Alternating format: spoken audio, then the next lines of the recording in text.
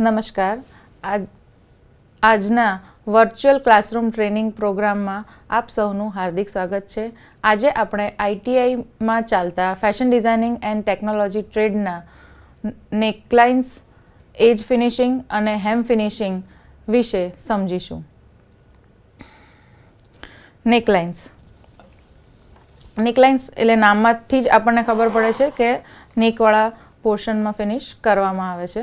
Neckline એ કપડાની ટોચની ધાર છે જે ગળાની આસપાસ હોય છે. કમરની ઉપર પહેરવામાં આવેલા દરેક વસ્ત્રો માટે નેકલાઇન મુખ્યત્વે સ્ટાઇલ લાઇન હોય છે અને તે કપડાની ધારની વધુ આકાર આપવા માટેની બાઉન્ડ્રી પણ હોઈ શકે છે. દાખલા તરીકે કોલર, કાઉલ, ડાર્ટ્સ, પ્લીટ્સ હોય છે. સંદર્ભમાં તે કમર અને હેમલાઇન જેવું જ છે. નેકલાઇન તેના આકાર અનુસાર અલગ અલગ કેટેગરીમાં વર્ગીકૃત કરી શકાય છે. એટલે કે આપણે જેમ સિંગલ નીચેથી જે રીતે કાપડ ફિનિશ કરીએ છીએ તે જ રીતે આપણે ગળાના પોર્શનને ફિનિશ કરવાનું છે. બેઝિક નેકલાઇન્સ આ મુજબ છે: બોટ, કેરમેન, ડીપ, એજ, હલ્ટર, ઇલશિયન, જ્વેલ, કીહોલ, પોલો, પોર્ટ્રેટ, સ્કૂપ, સ્ક્વેર, સરપ્લક, સ્વીટહાર્ટ અને વી નેક. હવે આપણે તેના વિશે વિસ્તારથી સમજીશું. બોટનેક. તો બોટનેક નામથી જ ખબર પડે કે તે બોટ જેવો આકાર છે. એક ઊંચી, પહોળી, સહેજ વક્ર નેકલાઇન જે કોલર બોન્સ પાસેથી પસાર થાય છે અને ખભા ઉપર અટકેલી રહે છે તેને બટેવ નેકલાઇન અથવા સબરીના નેકલાઇન પણ કહેવામાં આવે છે. પોર્ટ્રેટ નેકલાઇન તેનું જ વેરિએશન છે. હવે આપણે પિકમાં જોઈ શકીએ છીએ કે ઉપર જે સફેદ ગાર્મેન્ટમાં છે તે પણ બોટનેક છે અને તેને પાછળથી પણ એ જ રીતે ફિનિશ કરવામાં આવી છે. જ્યારે નીચે બ્લાઉઝમાં તેને આગળ બોટનેક આપવામાં આવી છે પરંતુ પાછળ એ એટલું ડીપ લેવામાં આવ્યું નથી. ડીપ અથવા પ્લંગિંગ નેકલાઇન તે વી, યુ અથવા ચોરસ આકારમાં નીચી નેકલાઇન્સ હોય છે જે વિવિધ પ્રમાણમાં દર્શાવી શકાય છે અને કેટલીક તો ગાર્મેન્ટની વેસ્ટલાઇન સુધી પણ લંબાયેલી હોય છે. એટલે કે આ પિકમાં આપણે જોઈ શકીએ છીએ કે શોલ્ડરથી વેસ્ટલાઇન સુધી વી નેકની નેકલાઇન એક બનેલી છે, એટલે કે એને એ રીતના ફિનિશ કરવામાં આવી છે. અહીંયા પિકમાં પણ આપણે જોઈ શકીએ છીએ કે જે વેસ્ટલાઇન સુધી વી નેકને એક્સટેન્ડ કરવામાં આવેલી છે. ફર્સ્ટ પિકની અંદર ગેધરિંગ્સ દ્વારા તેને ફિનિશ કરવામાં આવી છે અને એ રીતના વી જેવો શેપ પડી રહ્યો છે. બાજુમાં બ્લાઉઝમાં પણ એ જ રીતની ફિનિશ આપવામાં આવી છે જે ડીપ વી નેક છે. હવે ફનલ નેકલાઇન. ફનલ નેકલાઇનને પરંપરાગત રીતે મુખ્ય બોડીઝ પેટર્નના એક્સટેન્શનમાં કાપવામાં આવે છે જેમાં માથા બાજુ એકદમ પહોળા ઓપનિંગ હોય છે. પોલોનેક અને ટર્ટલનેક એક જ પ્રકારની નેકલાઇન સ્ટાઇલ છે જે ફનલ નેકલાઇનનો પ્રકાર છે. એટલે કે આપણે ટી શર્ટ પોલોનેક જોઈએ છે, બરાબર છે, જે ફર્સ્ટ બ્લેક પિકમાં છે તેને આપણે પોલોનેક કહી શકીએ છીએ. પરંતુ ઘણા વિન્ટરવેર જે ગાર્મેન્ટ છે બાજુના પિકમાં આપણે જોઈ શકીએ છીએ તો તેની અંદર આ પ્રકારનું નેકલાઇનનો સમાવેશ થાય છે. થોડું વધારે કાપડ રાખવામાં આવે છે જેથી ઠંડકથી પણ બચી શકાય અને દેખાવ પણ સારો આવે. હલ્ટર નેકલાઇન. આમાં વી નેક અથવા સ્કૂપ ફ્રન્ટ નેકલાઇન હોય છે. તેમાં સ્ટ્રેપ્સ હોય છે જે ગળાની પાછળ સિવાય અથવા ગળાના નેપ પર બંધાય છે. એટલે કે ગળાની પાછળથી લપેટવામાં બી આવે, આખું કવર કરવામાં આવે ઓવરલેપ, અથવા તો દોરીઓ દ્વારા પણ તેને બાંધવામાં આવે છે. ફર્સ્ટ પિકની અંદર બેઝિક હલ્ટર નેક જે છે તેના વિશે બતાવવામાં આવેલું છે. તે સિવાય બ્લાઉઝમાં આપણે જોઈ શકીએ છીએ કે ટ્રાયેંગલ જેવો શેપ છે અને હલ્ટર નેક આપવામાં આવેલ છે. ઇલશિયન નેકલાઇન. ઇલશિયન નેકલાઇન ઘણી વખત પરંપરાગત સફેદ રંગના વેડિંગ ડ્રેસ પર જોવામાં આવે છે જેમાં ગળાથી ચેસ્ટ સુધી નેટ અથવા પારદર્શક કાપડ લેવામાં આવે છે જેમાં સ્લીવ પણ નેકલાઇનના કાપડની જ લેવામાં આવે છે. જેમ કે બાજુમાં વેડિંગ ગાઉન્સ છે, મોસ્ટલી ક્રિશ્ચિયન વેડિંગ ગાઉનમાં આનો મેક્સિમમ ઉપયોગ થાય છે કે જેમાં નીચેનું જે છે તે લાઇનિંગ વ્હાઇટ કલરની લેવામાં આવી છે પરંતુ ઉપર શોલ્ડરથી બાંય સુધી, ચેસ્ટ સુધી બધું જ તમામ કાપડ નેટ કાપડથી તેને ફિનિશ કરવામાં આવેલ છે. Jewel neckline. Jewel neckline dress અથવા સ્વેટરની જેમ કોલર વિનાની સાદી સહેજ ગોળાકાર નેકલાઇન છે. આપણને નામથી જ ખબર પડે કે જ્વેલરી જેવો એ ડિઝાઇન આપે છે. એ ડ્રેસ અથવા સ્વેટરની નેકલાઇન છે જે કંઈક અંશે ગોળાકાર અને કોલર વિનાની હોય છે. તેને ટી શર્ટ નેકલાઇન અથવા ક્રૂ નેક પણ કહેવામાં આવે છે. બાજુના પિકમાં આપણે જોઈ શકીએ છીએ કે જે પહેલા પિકમાં બતાવેલું છે તે નેકલેસ જેવી દેખાઈ રહ્યું છે. એ રીતના એને પટ્ટી લેવામાં આવી છે, એની પર એમ્બ્રોઇડરી કરવામાં આવી છે. જ્વેલ નેકલાઇન મોટેભાગે જ્વેલરીના શેપમાં એને એમ્બ્રોઇડરીથી ફિનિશ કરવામાં, કે ગળામાં નેકલેસ પહેર્યું હોય તે રીતે ફિનિશ કરવામાં આવે છે.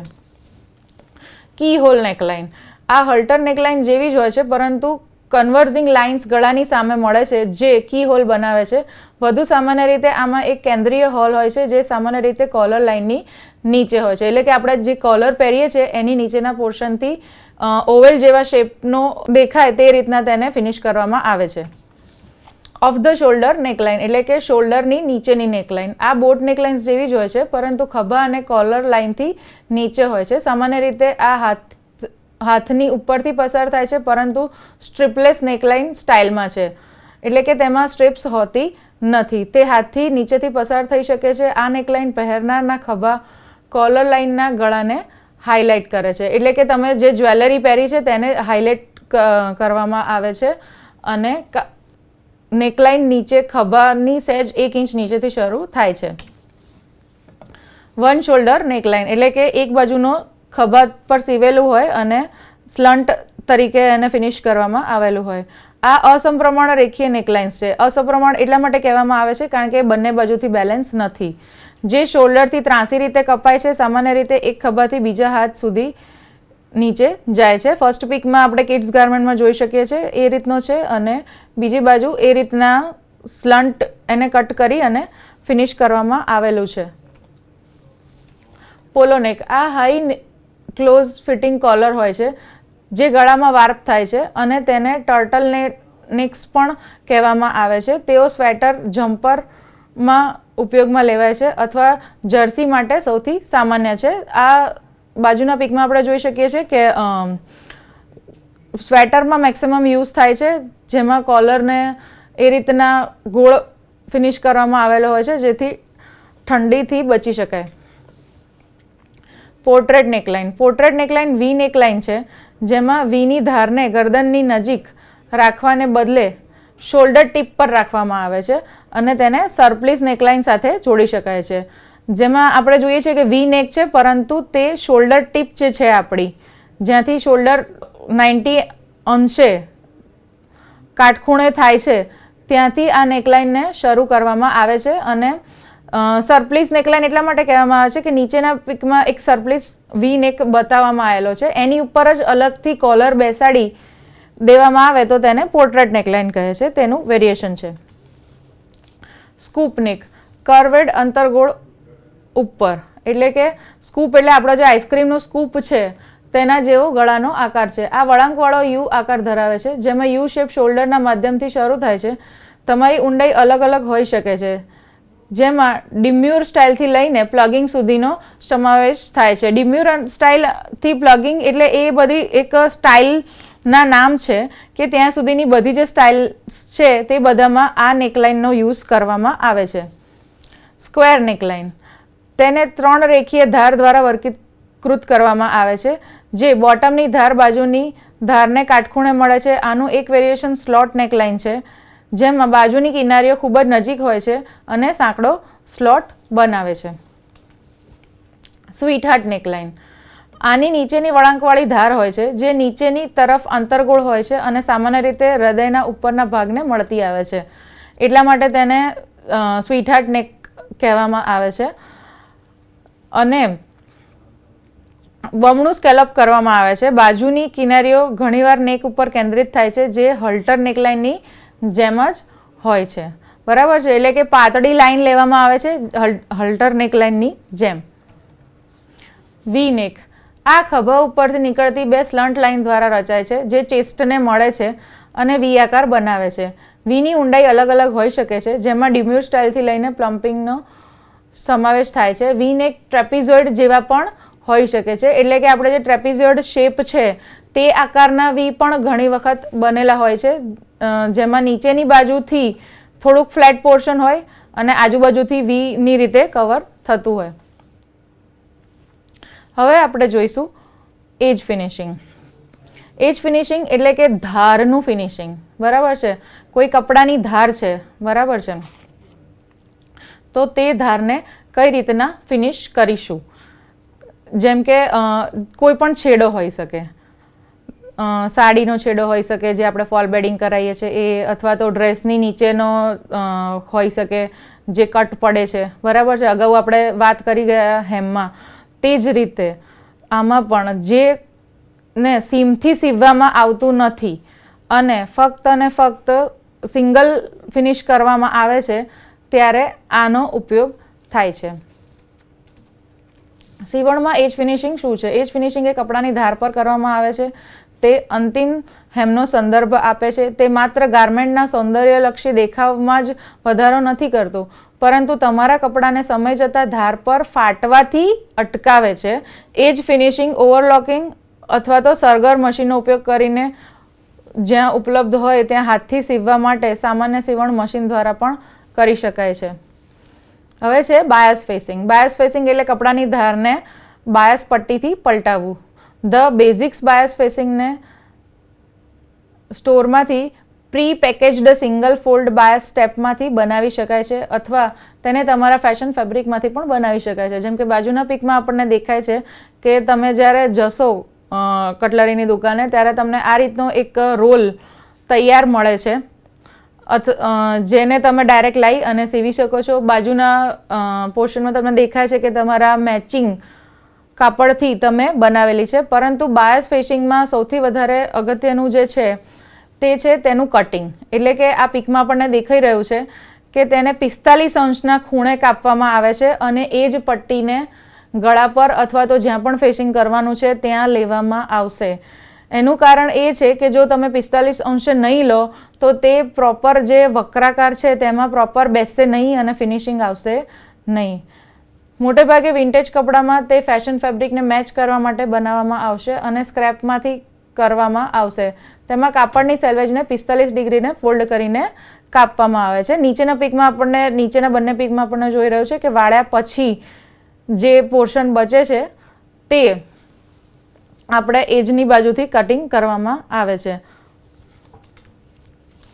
નેકલાઇન બાયસ એજ ફિનિશ એટલે કે તમે 45 અંશના ખૂણે જે પટ્ટીને કાપી છે તેને આ રીતે બીડપિનથી પહેલાં બેસાડવામાં આવશે અને 4 વળ પડેલા હશે અને જ્યારે તમે ફોલ્ડ કરશો ત્યારે તમે 4 ભાગમાં એને વાળો છો, બરાબર છે. એટલે આમાં જોઈ શકીએ છીએ કે આપણે જે બીજી જે ધાર છે 0.5ની જે ધાર છે તેના પર સીવી અને પછી પલટાવવામાં આવશે.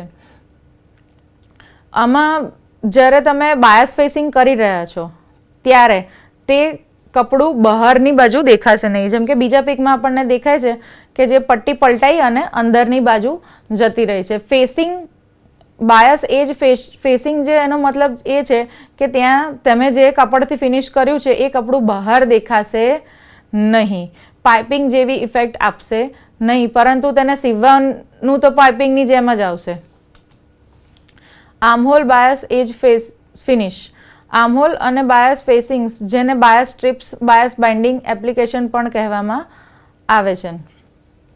જેમ કે જ્યાં આર્મહોલ છે, બરાબર છે, તેમાં બાંય સીવવામાં આવતી નથી અને સીધું જ આર્મહોલને ફિનિશ કરવાનો છે તો ત્યારે આ પ્રકારની ફિનિશનો ઉપયોગ થાય છે.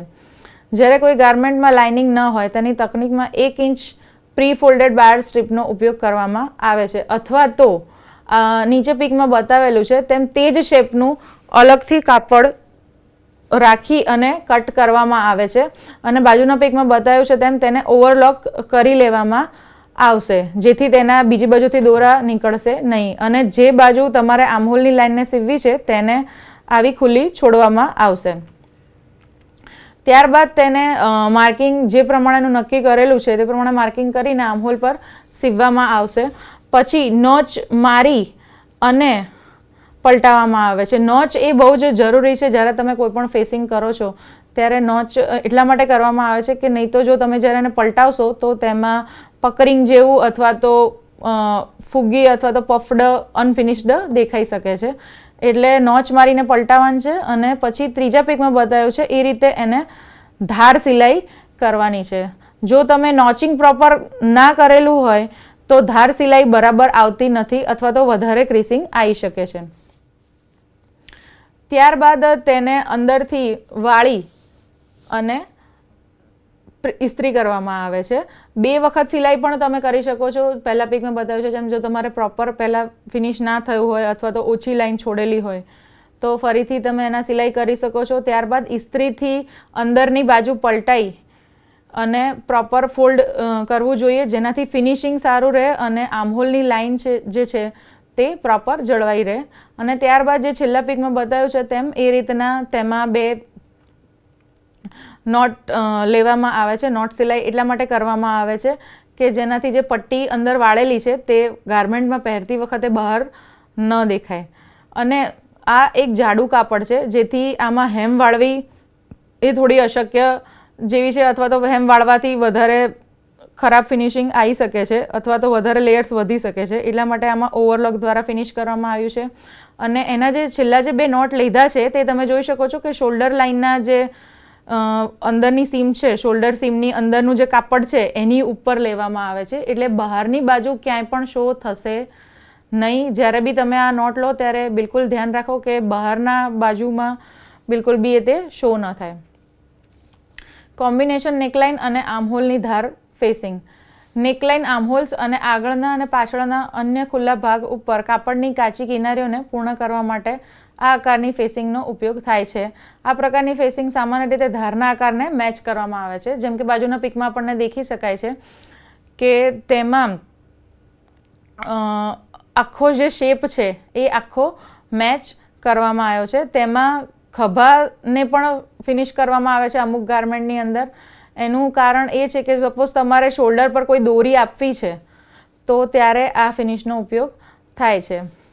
સ્લીવલેસ વસ્ત્રો સાથે આર્મહોલની ધાર હંમેશા વસ્ત્રોના ખભા અને અંડરઆર્મ સીમને સંપૂર્ણપણે ટાંકા અને સંપૂર્ણ થયા બાદ પૂર્ણ કરવામાં આવે છે. એટલે કે બાજુના પીકમાં દેખાયું છે તેમાં તમે આર્મહોલ અને ગળું બંને એક સાથે ફિનિશ કરો છો, એટલા માટે એને કોમ્બિનેશન શેપ્ડ ફેસિંગ કહેવામાં આવ્યું છે, કારણ કે આખા કમ્બાઇન્ડ સિલાઈ કરવામાં આવે છે. આ સીમ બંધ અંડાકાર ધાર ધરાવે છે જે ઘણી વખત ફિનિશ કરવા માટે થોડી અઘરી હોઈ શકે છે, ખાસ કરીને અંડરઆર્મ્સ પર જ્યાં વળાંક વધુ અચાનક એટલે કે એકદમ વધારે પડતો વક્રાકાર બની જાય છે. તેથી સ્લીવલેસ ધારને પૂર્ણ કરવા માટે ઉપયોગમાં લેવામાં આવતી તકનીક હંમેશા વળાંકવાળી ધાર સાથે સુસંગત હોવી જોઈએ અને નોચ માર્યા પછી તેને પલટાવી જોઈએ. બરાબર છે. જેમ અગાઉ આપણે જેમ જોયું તેમ નોચ મારવું એ બહુ જ અગત્યનું છે જ્યારે તમે કોઈ કપડું પલટાવતા હો ત્યારે, એટલે તેનો જે શેપ છે વધુ સારો હોઈ શકે. ફિનિશ્ડ નેકલાઇન ટોપ સ્ટિચ કરેલી હોય તો બંને આર્મહોલની કિનારીઓ એક જ પ્રકારની ટોપ સ્ટિચ્ડ ફિનિશ ધરાવતી હોવી જોઈએ. જેમ કે ફર્સ્ટ પીકમાં આપણે જોઈ શકીએ છીએ કે ઉપરનું કાપડ અને નીચેનું લાઇનિંગ એ બંને કોન્ટ્રાસ્ટ કાપડ છે. તો જ્યારે પણ તમે કોઈ પણ કોમ્બિનેશન શેપ્ડ ફેસિંગ કરો તો તે નીચેનું કાપડ ઉપર ન દેખાવું જોઈએ કે ઉપરનું કાપડ બહુ નીચેની બાજુ થવું જોઈએ નહીં. તે રીતના જરૂરી જગ્યાએ જ સિલાઈ કરવી જેથી એ ખસી ન જાય. આનો ઉપયોગ મુખ્યત્વે આ રીતના ફ્રોકમાં થાય છે.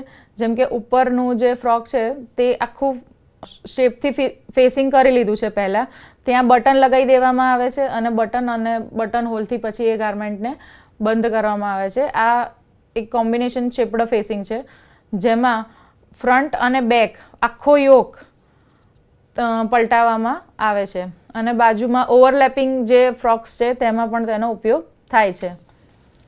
હવે શેલ એજ ફિનિશ હવે મશીન દ્વારા જોઈ રહ્યા છે આપણે ઇન્ડસ્ટ્રીઝની અંદર,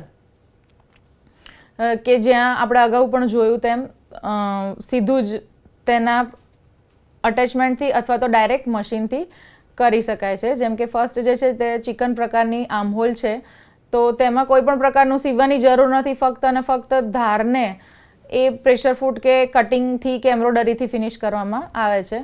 શેલ એજ ફિનિશ એટલે કે એવા મશીન હોય છે જેનાથી તમે ડાયરેક્ટ આવો શેલ જેવી કિનારી વાળી શકાય.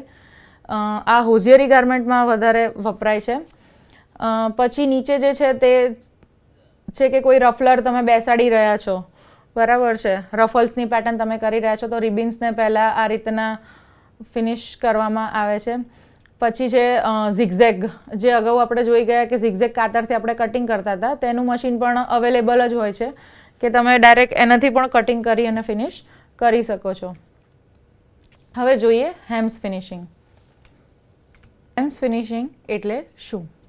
આપણે અગાઉ હેમ ફિનિશિંગ જોઈ લીધી કે ધારને કઈ રીતના પલટાવવામાં આવે છે અથવા તો દોરા ન નીકળે એ રીતના ફિનિશ કરવામાં આવે છે. પરંતુ અહીં આપણે હેમ ફિનિશિંગ જોઈશું, એટલે કે તેને 2 થી 3 સ્ટેપ્સ દ્વારા તેને ફિનિશ કરવામાં આવે છે અને થોડુંક વધારે સીવવામાં આવે છે, એટલે તેને હેમ ફિનિશિંગ કહે છે. સીવણમાં હેમ એ ગાર્મેન્ટ ફિનિશિંગની પદ્ધતિ છે, જેમાં કાપડના ટુકડાની ધારને ગળી વાળીને સીવવામાં આવે છે, જેથી કાપડને ફરી ઉકેલી શકાય નહીં અને ગાર્મેન્ટના ભાગની લંબાઈને વસ્ત્રોમાં એડજસ્ટ કરી શકાય, જેમ કે સ્લીવના છેડે અથવા તો કપડાના તળિયે. નીચે આપણે જે બધા ફોટામાં જોઈ રહ્યા છે તે બધા એક હેમ્સના જ એક પ્રકાર છે કે જ્યાં ટ્રાયંગલ જેવું ચોરસ વસ્તુને ફિનિશ કરવાની છે જ્યારે ગાર્મેન્ટને, ત્યારે મેક્સિમમ આ હેમ ફિનિશની જરૂર પડતી હોય છે. મીટર્ડ હેમ. મીટર્ડ હેમ એટલે કે ટ્રાયંગલ હેમના ખૂણા પર કાપડને વાળીને સીવવામાં આવે છે. અહીં ફિનિશિંગ અને મીટર્ડ હેમ એ બધું એટલા માટે લેવામાં આવ્યું છે કારણ કે જ્યારે આપણે કાપડને ઘડી કરીએ છીએ ત્યારે તેનું બલ્કનેસ એટલે કે એની થિકનેસ કોઈ એક જગ્યાએથી વધી જાય છે, તો તેને કઈ રીતના નિવારી શકાય અને સારું ફિનિશિંગ આપી શકાય અને અનકમ્ફર્ટેબલ ન રહે તેના માટે મીટર્ડ હેમનો ઉપયોગ થાય છે. મીટર્ડ હેમને 8 ઇંચ એટલે કે આપણે 7 કાપા જે છે આપણા તેટલી 1.5 ઇંચ જેટલી વાળીને દબાવવાની છે. પછી બીજા તળિયાને વાળીને ફરીથી દબાવો, એટલે જો તમે બંને બાજુથી દબાવશો એટલે આવું એક ટ્રાયંગલ જેવું થશે. એવું એક વખત વાળવાનું છે. ત્યારબાદ ફરીથી એનું એ જ કરવાનું છે કે ફરીથી એની ઉપરને ઉપર ફરીથી વાળવાનું છે. એટલા માટે શું કહેવાય, એના પર ખાંચા જેવું થશે. ત્યારબાદ તેને છે ને પ્રેસ કરી નાખવી. જ્યારે બી તમે મીટર્ડ હેમ સીવતા હો ત્યારે પ્રેસ કરશો તો વધુ સારી ફિનિશિંગ લાવી શકાશે. સાઈડ હેમને ફોલ્ડ કરીને ફરીથી દબાવો. આ વખતે 1 ઇંચ દબાવવાનું છે. પહેલાં આપણે થોડુંક જ લીધું, બરાબર છે, 3/8 ઇંચ એટલા માટે લીધું કારણ કે એ તો અંદર જતું રહેવાનું છે, બરાબર. પણ બહારની બાજુ જ્યારે ફરીથી વાળો છો ત્યારે 1 ઇંચ લો, કારણ કે ઘણી વખત એ શું છે કે બહારની બાજુ પણ ફિનિશ કરવામાં આવતું હોય છે અને 1 ઇંચ એટલા માટે લેવામાં આવતું હોય છે કે જેનાથી તે ઇઝીલી નીકળી ન જાય. એનો જે ચોરસ ખૂણાથી આપણે સીવવું છે તે નીકળી ન જાય અને ફિનિશિંગ સારું લાવી શકાય. તે પછી તળિયાને વાળીને અથવા પછીની બાજુ હેમને ફરીથી દબાવવાનું છે. આ વખતે 1 ઇંચ ઉપર મુજબ હેમ્સના ખૂણા પર ઓવરલેપ થશે. ઓવરલેપ થશે એટલે કે આપણે પિકમાં જોઈ શકીએ છીએ કે 1 ઇંચ જે છે તે એકબીજા પર ઓવરલેપ થશે. આમાં જે બતાવ્યું છે તે 0.5 ઇંચ છે, 1 ઇંચ આના કરતાં વધારે થશે. હવે આ પિકમાં આપણે સ્પષ્ટપણે જોઈ શકીએ છીએ કે 1/2 ઇંચ જેટલું પહેલાં વાળ્યું છે અંદરની બાજુએ, એટલે કે તમારું જશે, અને પછી ફોલ્ડ લાઈન ઇસ્ત્રી કરેલા 2 કાપા 1 ઇંચના જ હોવા જોઈએ, બરાબર છે. સીધા ટાંકાનો ઉપયોગ કરીને ઘડી વાળેલા ધાર પર પિન પોઈન્ટથી પ્રથમ દર્શાવેલી રીતે 1 ઇંચની ઘડી સુધી સીવો. બાકીની કિનારી ખાલી રહેવા દો. એટલે કે જે આપણે 45 એંગલે જેને વાળ્યું છે અને આમાં પિકમાં જોઈ શકીએ છીએ કે 1 ઇંચ જેટલું ઇસ્ત્રીની સળ પડેલી છે, એના પછી જે થોડું ઘણું બચેલું છે 1/2 ઇંચ, ત્યાં આપણે સિલાઈ કરવાની નથી. આપણે સિલાઈ ફક્ત અને ફક્ત જે આ બીડપિન બતાવેલું છે કે 1 ઇંચનું જ્યાં પતે છે એનો ક્રોસ, ત્યાં જ સિલાઈ કરવાની છે, બાકીનું છોડી દેવાનું છે, બરાબર છે. વાળેલી ઘડીને સેટ કરવા માટે બંને હેમ્સને ખોલો. તેનો પોઈન્ટ જ્યાં વાળેલા પોઈન્ટને મળે છે તે મીટર્ડ હેમને સીવવાનું શરૂ કરો. એટલે કે આ રીતના તમે પહેલાં સિલાઈ કરીને પછી પણ ખોલી શકો છો, અથવા તો સિલાઈ કરતાં પહેલાં પણ આ રીતના ખોલી શકો છો. કે જો તમે એકદમ પરફેક્ટલી નથી કર્યું અથવા તો તમારા કાપડની જે ધારી છે એ વાંકી ચૂકી છે, તો તમારે પહેલાં આ રીતના ઇસ્ત્રીને ખોલી અને પછી આ રીતના સીવવું પડશે, તેથી ફિનિશિંગ લાવી શકાય. ઓવરલેપ કાપડને એક પોઈન્ટને કાપડની જમણી બાજુથી એકસાથે વાળી લો. તે ત્રિકોણ બનવો જોઈએ. આ ઓવરલેપથી 45 ડિગ્રીએ પિન મૂકો, જે કાચી ધાર તરફ નિર્દેશ કરે છે.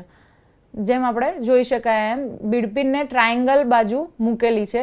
આ રીતના મૂકી અને જોઈ લો. હવે સપોઝ કે તમને બીડપિન નથી ફાવતી તો તમે ત્યાં માર્કિંગ પણ કરી શકો છો, એવું ટ્રાયંગલ માર્કિંગ, અને આ રીતના જ સીવવાનું રહેશે. એટલે કે તમે આ 3 રીતના ગાર્મેન્ટની મીટર્ડ હેમ જે છે તેને ફિનિશ કરી શકો છો. જો તમે વધારે વખત, બહુ બધી વખત સીવવાના માસ્ટર છો તો તમે આ પહેલી જ વખતમાં ઇઝીલી સીવી શકશો, પરંતુ જો તમને હજુ સીવણમાં નવા છો તો તમારે આ રીતના પ્રોસેસ કરીને પછી સીવશો તો તમારું ફિનિશિંગ સારું આવશે. તમારા ટાંકાને શરૂઆત અને અંતે લોક કરો. એટલે કે તમે જે એક પોર્શનનું ટ્રાયંગલ સીવો છો તેમાં પહેલાં અને છેલ્લા લોક કરો અને બાકીનું જે 1/2 ઇંચ કાપડ જે અંદરની બાજુ વળવાનું છે તેને છોડી દો. હવે એને આ રીતના કટ કરો. સીવેલી સીમથી વધુ પડતા ત્રિકોણને 1/4 ઇંચ સુધી કાપો. એટલે કે આમાં ઇંચના 2 કાપા જેટલા છોડી અથવા તો 1/2 સેન્ટીમીટર જેટલું છોડી અને બાકીનું ટ્રાયંગલ તમારે કાપી કાઢવાનું છે. પછી તમારે એને ખોલવાની છે. ખોલી અને આ રીતના ફ્લેટ કરી અને ઇસ્ત્રી કરી દેવાની છે. આમાં મસલિન કાપડ બતાવવામાં આવ્યું છે, પરંતુ સપોઝ તમે કોઈ જાડું કાપડ સીવી રહ્યા છો તો આ ફિનિશ કરવું બહુ જ જરૂરી છે, નહીં તો એક જગ્યાએથી ઉઠેલું રહેશે. હવે જ્યારે તમે એને પલટાવશો, બાકીનો પોર્શનને વાળશો તો તે કંઈક આ રીતના દેખાશે. અગાઉ પ્રેસ કરવામાં આવેલી માર્ગદર્શિકાને અનુસરીને હેમ્સને ફરીથી તેની જગ્યાએ વાળી લો. હેમને બહાર ખૂણો પડે તેમ કાપડ વાળો અને વાળેલી ધારોને પિન કરો. એટલે કે આ રીતના ઇસ્ત્રી કરીને જે સીવ્યા વગરનો જે પોર્શન હતો આપણો, જે 1/2 ઇંચ જેટલું જે કાપડ છોડ્યું હતું એ આ રીતે અંદર જતું રહેશે અને પછી એની પર ઇસ્ત્રી થશે. સીધા ટાંકા અથવા તમારી પસંદગીના સુશોભનાત્મક ટાંકા વડે સીવો જે અંદરના ફોલ્ડની નજીક હોય. એટલે કે અંદરનો જે ફોલ્ડ જે છે, તમે જે ગળી જે વાળી છે તેની ધારથી બહુ દૂર નથી લેવાનું. સપોઝ કે આમાં આપણે સીધી એજ સ્ટિચિંગ જ કરેલી છે બરાબર 1 mm પર, પણ તમે કોઈ ઝિગઝેગ સ્ટિચિંગ કરી રહ્યા છો, પેલું જે તમારું મશીન છે મલ્ટીપર્પઝ મશીન, તમે એનાથી ઝિગઝેગ મશીનથી પણ એને ફિનિશ કરી શકો છો. પંજાબી ડ્રેસના ચોરસ ગળા, બાયમાં સલવારની મોહરી, ભારે દુપટ્ટા કે નાના બાળકોના કપડામાં આ રીતના ફિનિશિંગ ટેકનિક સારી લાગે છે. કાપડ ઓછું હોય ત્યારે પણ હેમ ઉપયોગી રહે છે. એનો મતલબ એવો છે કે સપોઝ કે તમારી પાસે કોઈ ચોરસ કપડું જ છે, બરાબર છે, અથવા તો ખાલી તમે કટિંગ કરી લીધું, બરાબર છે, પણ તમારી પાસે એનું મેચિંગ બીજું કપડું નથી, તો તમે શું કરી શકો છો કે કોન્ટ્રાસ્ટ કપડું લઈ અને એને પલટાઈને પણ કરી શકો છો, જેથી તમારું ડિઝાઇન જેવું પણ લાગે અને ઓછા કપડાનું પણ પ્રોબ્લેમ સોલ્વ થઈ જાય. ફેસ્ડ હેમ કોર્નર. જેકેટ્સ, કોટ્સ, બ્લેઝર અને અન્ય અનુરૂપ સ્ટાઇલ જેવા ઓપન ફ્રન્ટ ગાર્મેન્ટ સાથે ગાર્મેન્ટની હેમ પર ફેસિંગ લેયરનો ઉપયોગ થાય છે. જેમ કે કોઈ પ્લેકેટ શર્ટ છે, બરાબર છે, અથવા તો નાના છોકરાનું જબલું છે જે આગળથી આખું ઓપનિંગ છે, બરાબર છે, જ્યાં બટન હુકાઈ કે ચેનથી ફિનિશ થાય છે, તેવા ગાર્મેન્ટમાં ફ્રન્ટ અને બેક બધું આખું હેમ આખું સામટું પલટાઈને તે રીતના આ હેમને ફિનિશ કરવામાં આવે છે. ફેસ્ડ હેમ કોર્નરને મશીન દ્વારા સીવવાનું. આ હેમિંગ ટેકનિકમાં ડબલ ફોલ્ડેડ મશીન ટોપ સ્ટિચ ફિનિશ આપવામાં આવ્યું છે. ફેસિંગ કોર્નર પર સતત યોગ્ય સ્ટેપ્સ લેવા માટે સમગ્ર ગાર્મેન્ટ હેમલાઇન ઉપર ઉપયોગ કરવામાં આવતી ફિનિશિંગ ટેકનિકને ધ્યાનમાં લેવી જરૂરી છે, બરાબર છે. એટલે 2 લેયર્સ વાળવાના છે, તો આપણે એને કઈ રીતના વાળીશું, કઈ રીતના ફિનિશ કરીશું, કઈ રીતના દોરા કટ કરીશું, તે બધું જ આપણે અહીં ધ્યાનમાં લઈશું. જરૂર જણાય તો અનલાઇન્ડ ધારને શરૂઆતમાં વસ્ત્રોને ખુલ્લી ધાર ઓવરલોક કરી લો. એટલે કે આપણે અગાઉ જે જોયું, બરાબર છે, કવર કરવાનું જે છે તે કવર કરી શકાય. કોઈના દોરા નીકળતા હોય વધારે પડતા તો તમે એને ઓવરલોક કરી શકો છો. ફેસિંગને સંપૂર્ણપણે જોડીને દબાવવું જોઈએ. હેમ એલાઉન્સ ધારને વસ્ત્રની ઊંધી બાજુ વાળી લો અને ફોલ્ડને 1/2 ઇંચ પર ઇસ્ત્રી કરો. પછી આખી હેમને ફોલ્ડ કરો અને બીજા ફોલ્ડને ઇસ્ત્રી કરો. ફોલ્ડ કરેલી ધાર વસ્ત્રોની તૈયાર હેમલાઇનને અનુરૂપ હોવી જોઈએ. એટલે કે ફર્સ્ટ પીકમાં આપણે જોઈ રહ્યા છે કે પહેલાં જે કપડું અંદર જતું રહેવાનું છે એને પહેલાં ઇસ્ત્રી કરી અને પછી ફૂટપટ્ટીથી માપીને 1 ઇંચ જેટલું વાળીને ફરી બીજી વખત ઇસ્ત્રી કરી.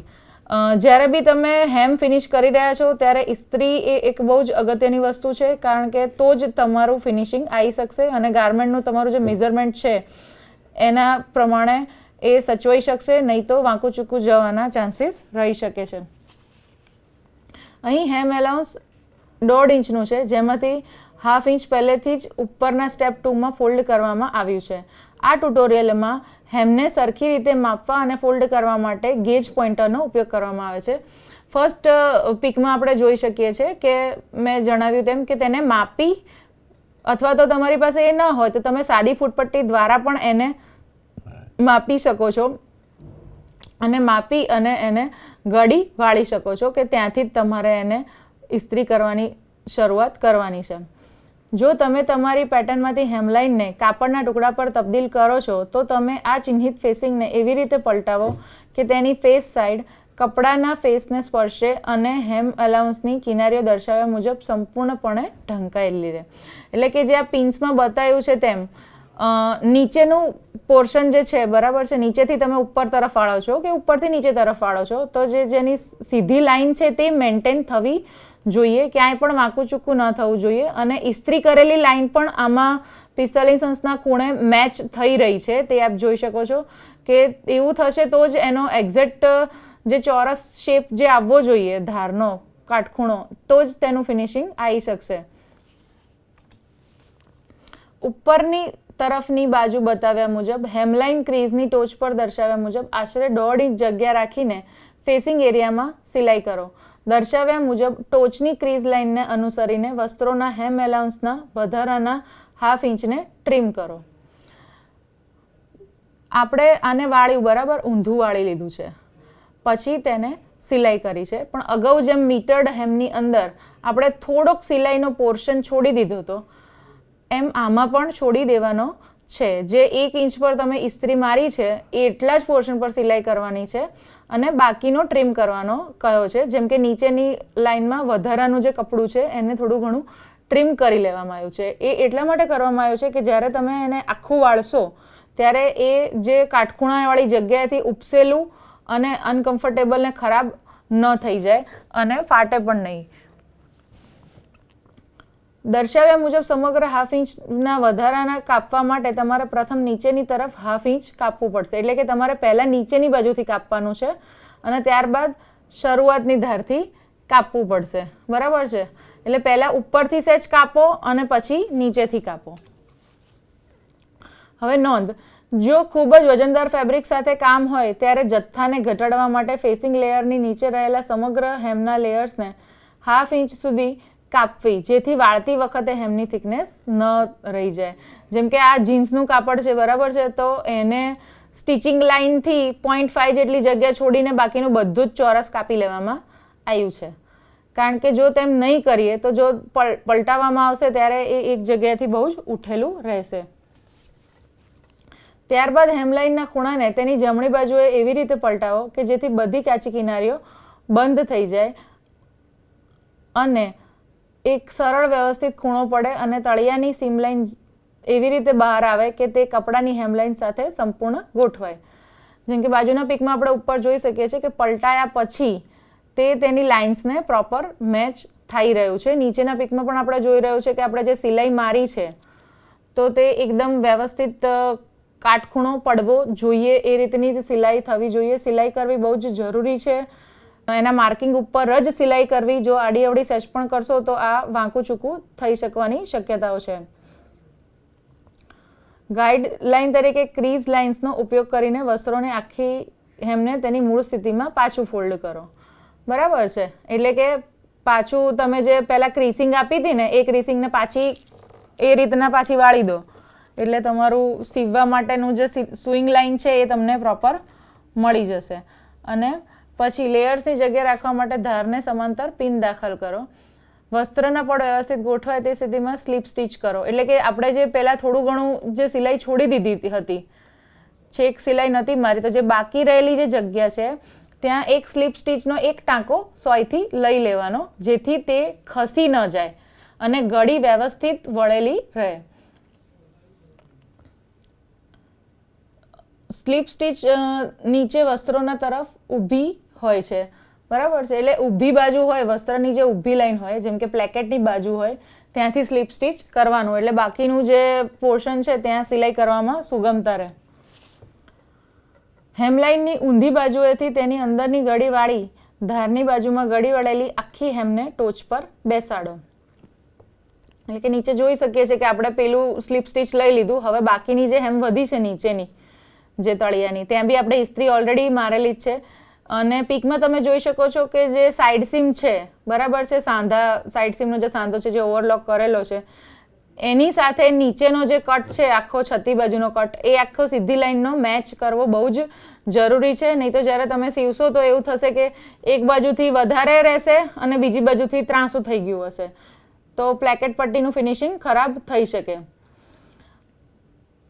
આ ટાંકાને ગાર્મેન્ટ ઓપનિંગને એક છેડે વર્ટિકલ ટોપ સ્ટિચથી શરૂ કરો અને બીજા ટોપ સ્ટિચે પૂરું કરો. એટલે કે આખું એક જે વાળેલું જે છે, જ્યાંથી સ્લીપ સ્ટિચ લીધી છે આપણે, ત્યાંથી શરૂ કરીને બીજી બાજુનું જે સ્લીપ સ્ટિચ છે ત્યાં સુધી ધારી સિલાઈ મારી અને પૂર્ણ કરો. જો આ પીકમાં આપણને દેખાઈ રહ્યું છે કે જ્યાંથી વાળેલી છે એ પોર્શનને આપણે સિલાઈ કરી રહ્યા છે, પરંતુ જે ઊભી વાળેલી જે છે પ્લેકેટ, આગળની ઓપનિંગવાળી ફ્રન્ટ પ્લેકેટ, ત્યાં સિલાઈ કરી નથી.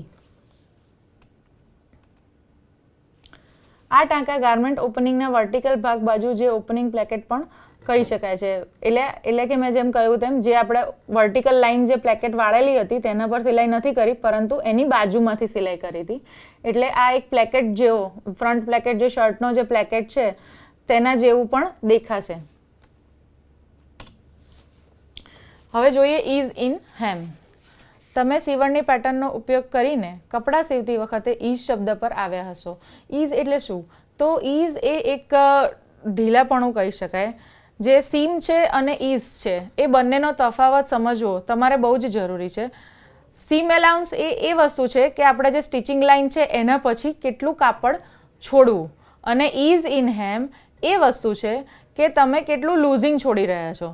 સપોઝ કે તમારે 42 ઇંચની ચેસ્ટ છે તો આપણે એમાં થોડુંક લૂઝિંગ, જેમ કે આપણે પહેરવા કાઢવા માટે અને કમ્ફર્ટ માટે આપણે અડધો ઇંચ જે જગ્યા છોડતા હોઈએ છીએ બંને બાજુએ, એને ઈઝ કહેવામાં આવે છે.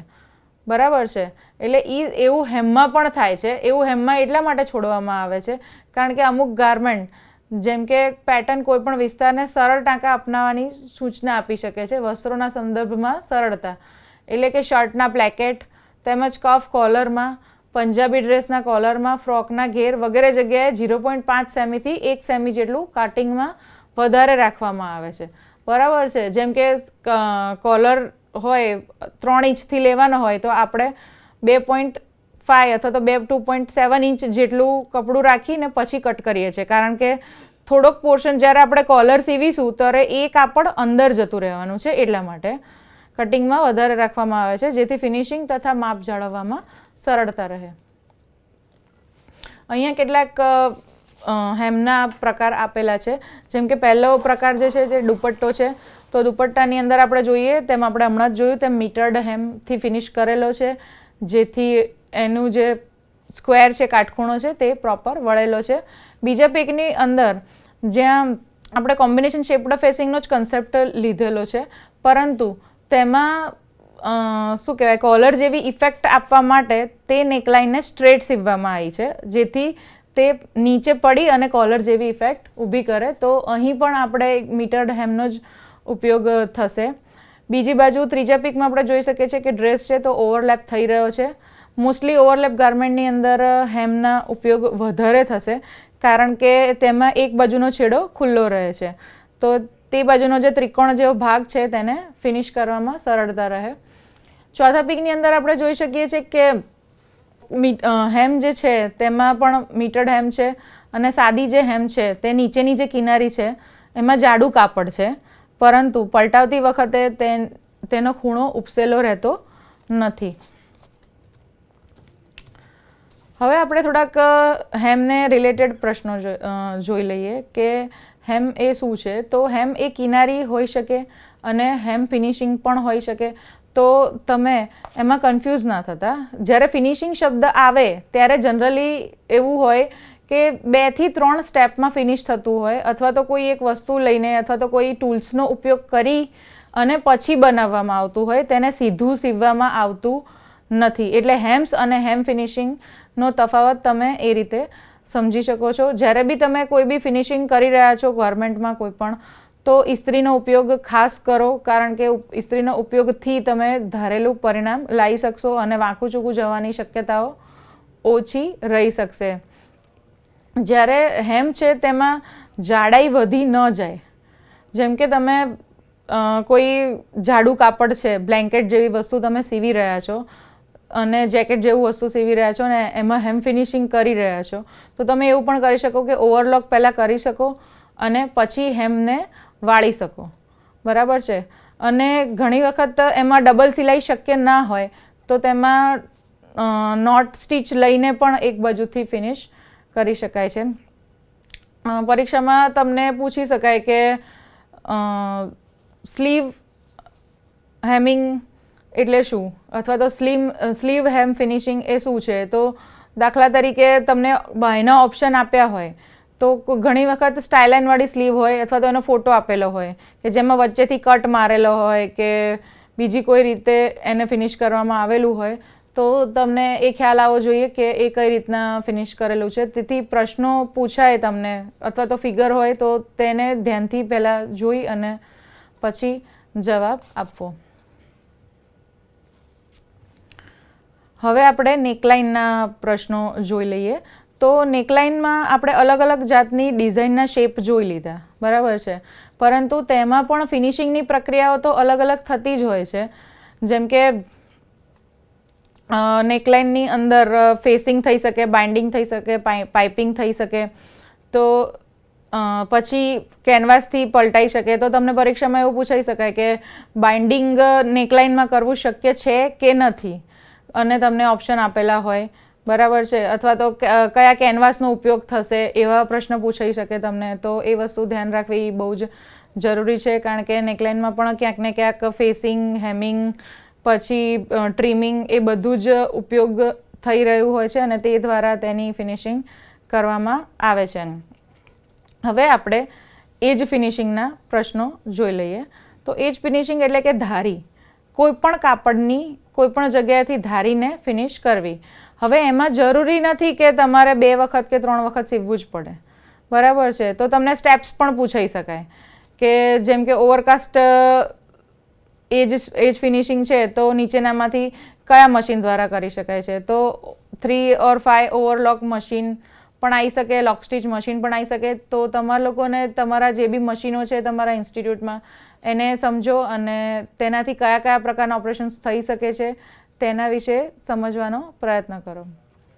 આજે આપણે નેકલાઇન, એજ ફિનિશિંગ અને હેમ્સ ફિનિશિંગ વિશે સમજ્યા. આશા રાખું છું કે આપ સૌને એમાં ખ્યાલ આવ્યો હશે.